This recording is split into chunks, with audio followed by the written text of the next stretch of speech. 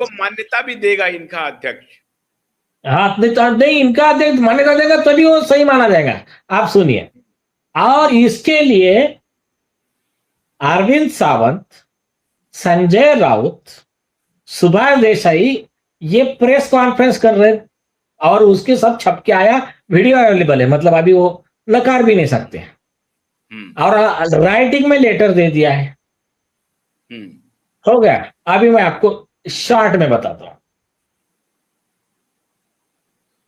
जो, और लॉ बता रहे लोगों को, बोलते शेड्यूल 10 जो है, शेड्यूल 10 के हिसाब से पार्टी में स्प्लिट होना चाहिए। ये झूठा लॉ बता रहे, लोकसभा अध्यक्ष को भी झूठा लॉ बता रहे और लोगों को भी झूठा लॉ बता रहे। शेड्यूल 10 बहुत क्लियर है कि अगर 2/3 सांसद बोलो या विधायक बोलो, 2/3 अगर स्प्लिट करते हैं तो वो पार्टी का स्प्लिट माना जाएगा, अलग से पार्टी का स्प्लिट की जरूरत नहीं है। और उसको प्रोटेक्शन अवेलेबल है, वो कॉन्स्टिट्यूशनली संविधान द्वारा संरक्षित है, उनके ऊपर कोई कार्रवाई नहीं हो सकती, एंटी डिफेक्शन लॉ उनको लागू नहीं होगा।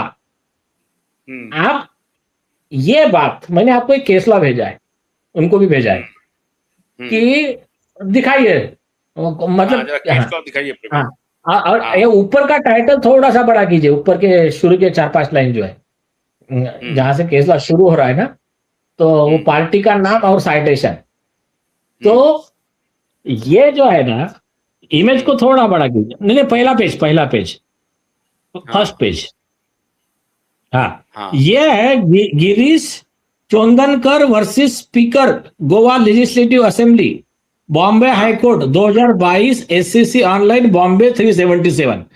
ठीक है, अभी इसको हटा दीजिए, इसको अभी फुल स्क्रीन कर दीजिए, आपने इसको हटा दीजिए।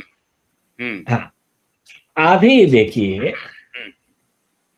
ये जो है अभी जो केस लॉ दिखाया मैंने, इसमें ऐसे सारे आर्गुमेंट सुन के सुप्रीम कोर्ट ने जो ऑलरेडी क्लियर कर दिया, उसको हाई कोर्ट ने कंफर्म किया कि पार्टी स्प्लिट होना जरूरी नहीं है, सांसद का स्प्लिट, विधायक का स्प्लिट 2/3 यही स्प्लिट माना जाएगा और वो प्रोटेक्टेड रहेंगे। आप भारतीय संविधान में जो ये लोग कहते हैं ना, संविधान, हाँ हम संविधान के रक्षक, ऐसा ऐसे आके ऐसे हाथ में संविधान की कॉपी लेके कोर्ट में आते, शपथ लेते, नौटंकी करते, तो आप ये देखो कैसे संविधान द्रोही है, संविधान के खिलाफ कैसे काम कर रहे हैं। उसी संविधान में लिखा है एक चीज, दूसरा आगे लिखा है कि उस विषय पे अगर सुप्रीम कोर्ट ने, हाई कोर्ट ने जो लॉ का इंटरप्रिटेशन दे दिया, वो सब पे बाइंडिंग रहेगा। वो रहते हुए उसके उस लॉ के अगेंस्ट जाके ये लोगों को लॉ बता रहे। तो ये हो गया संविधान का विरोध, संविधान का द्रोह। अभी हो गया, ये एक पब्लिक को गुमराह करना हो गया। आप इसका लीगल एस्पेक्ट बताता हूं मैं। बहुत कम लोग इस पर ध्यान देते हैं। ये जो लोकसभा राज्यसभा जो है ना, उसमें प्रिविलेज मोशन का प्रोविजन है। उसमें जेल दे सकते हैं जो ऐसी झूठी जानकारी देने वाले, लोकसभा के गरिमा को, मतलब उसको ठेस पहुंचाने वाले जो भी लोग हैं, इनको सजा देने का प्रावधान है। आपको याद होगा, महाराष्ट्र लेजिस्लेटिव असेंबली ने अर्नब गोस्वामी को भी प्रिविलेज मोशन का नोटिस दिया था, इन्हीं उद्धव ठाकरे के जमाने में। आप इसके आगे की केस बताता हूं। इसमें ठीक है, कंटेम्प्ट में 6 महीने की सजा है। उससे आगे एक बहुत सीरियस केस है, टीओएलएस केस फाइल करना क्वासी जुडिशियल अथॉरिटी के सामने, टीओएलएस क्लेम फाइल करना और झूठी बात लिखना या तो झूठा लॉ लिखना। देखिए ये आईपीसी पुराना जो है, आईपीसी 192 193 के तहत 7 साल की सजा वाला ऑफेंस है। 209 के तहत 3 साल जो भी है उनके, वो एक ऑफेंस है उनका, 3 साल या 2 साल जो। और उसके नए बीएनएस में जो अभी नया बना है भारतीय न्याय संहिता, उसमें इक्विवेलेंट प्रोविजन है। तो आप उसमें कौन कौन आरोपी बनेंगे? जिन्होंने दिया और जिनके कहने पे दिया। कॉन्स्पिरेसी में कौन कौन रहते हैं? जो directly indirectly bye act of commission, act of omission उसको सपोर्ट करते हैं। अब उसमें उनके साथ में प्रेस कॉन्फ्रेंस में जो प्रेजेंट थे, अरविंद सावंत, संजय राउत और सुभाष देसाई, इन सब के खिलाफ में लोकसभा अध्यक्ष प्रोसिक्यूशन भी ऑर्डर कर सकते हैं। और इनको, इनका कंडक्ट जो है, ये बार बार झूठ बोलने का इनका फैक्ट्री जो है, तो इनको लाइफ टाइम के लिए, मतलब ये व्यक्ति संसद में नहीं आएगा और इसको मतलब वो जो भी प्रोविजन में बैठेगा, इसको डिस्क्वालीफाई डिक्लेयर करके इनको घर भिजवा सकते हैं। ये प्रावधान है, लोकसभा अध्यक्ष के पास में अधिकार है। और पुलिस अलग से एफआईआर कर सकती है, क्योंकि इन्होंने यही झूठा स्टेटमेंट कहाँ दिया है?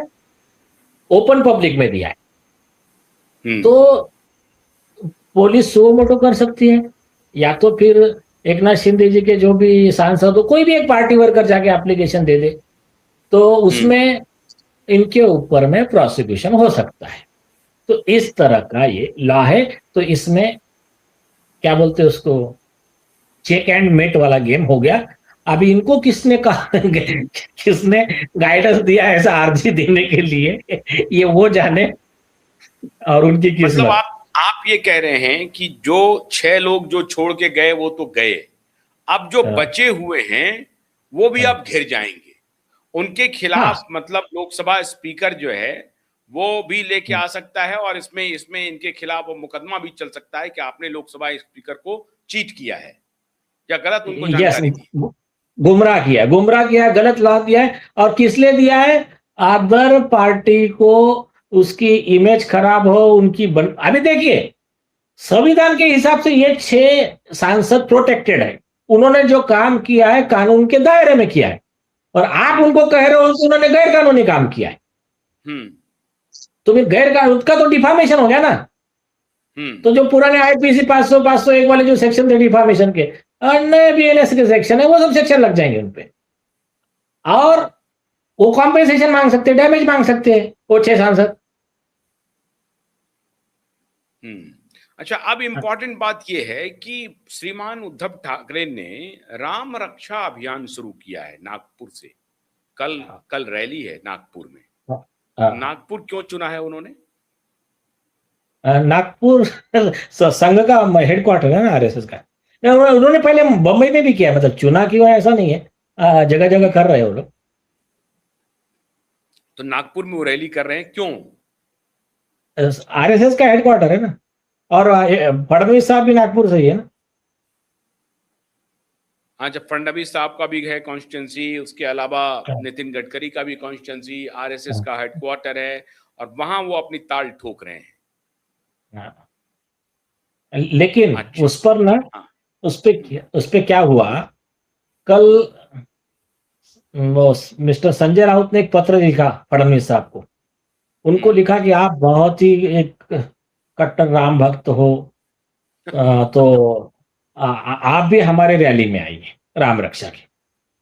तो फिर बीजेपी के प्रवक्ता है नवनाथ बन करके, वो पहले रिपोर्ट